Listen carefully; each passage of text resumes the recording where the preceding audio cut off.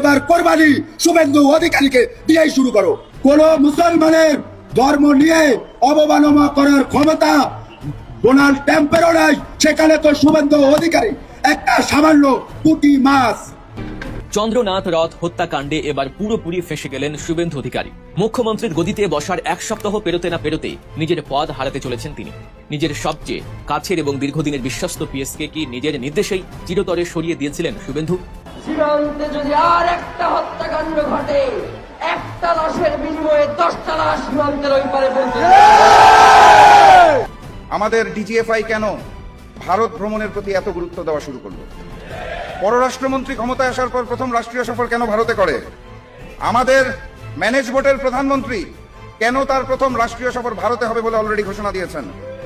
এত জায়গা থাকতে কেন ভারত থেকেই ট্রেনের কোচ আমদানি করার পরিকল্পনা করা হয়েছে? যেই ভারতে সার নাই, তারা চায়না থেকে সার আমদানি করছে, সেই ভারতের কাছে যাদের নিজেদেরই নাই, তাদের কাছে আমরা কেন সার চেয়ে প্রস্তাবনা পাঠাচ্ছি? অনেকে মনে করেন ভারত আমাদের শত্রু। আমি মনে করি বাংলাদেশি ভারতীয়রা আমাদের সবচেয়ে বড় শত্রু। এই বাংলাদেশি ভারতীয়দের থেকে এই দেশকে মুক্ত করতে হবে। সর্বপ্রথম করণীয় হলো দালাল মুক্ত দেশ করতে হবে। এখন দালাল এই বাংলাদেশের মতো এত সহজে সস্তায় বিনা পয়সায় দালাল কোনো দেশে পাওয়া যায়নি। আমি চেষ্টা করে দেখেছি নেপাল এবং অন্যান্য দেশে। নেপাল পারে, শ্রীলঙ্কা পারে, আমরা কেন পারি না সেটাও খুঁজে দেখতে হবে। ঢাকা বিশ্ববিদ্যালয়ে ছাত্রীদের জন্য মোট 5টা হল, ছাত্রদের জন্য মোট 5টা হল, মোট 10টা হল নির্মাণ হবে। এর বাইরে চায়না থেকে আজকে আমরা ডাকসুর 15 জন সদস্য, বিপিজিএস যেসব 15 জন সদস্য চায়না যাচ্ছি।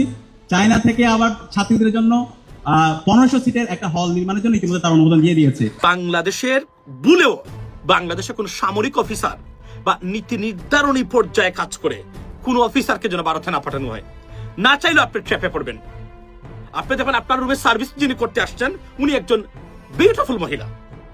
বিশ্বাস করেন, জামাতের যুগ যদি হয় সে তখন তো আর এটা করবে না। করবে না মানে তা তো করে না, এটা তো স্বীকৃত। এটা আপনি আমার কি বললেন কি না বললেন আমার এটা যায় আসে না।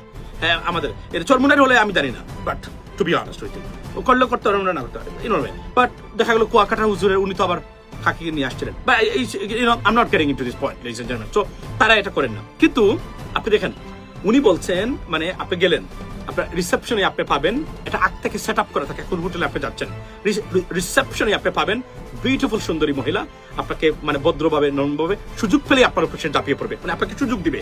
Y? Because you are too trapping, that's what it is. একখান কথায় আছে যে পিপিলিকার পাখা গজায় মরিবার তরে। শুভেন্দু অধিকারী ক্ষমতায় আসার পরে একদম যেন পিপিলিকার পাখা গজিয়ে গেছে তার। হ্যাঁ দর্শক শ্রোতা, ক্ষমতায় আসার পরে এই শুভেন্দু অধিকারী ভারতে মুসলমানদের উপরে এমন স্টিম রোলার চালু করেছে, এমন আইন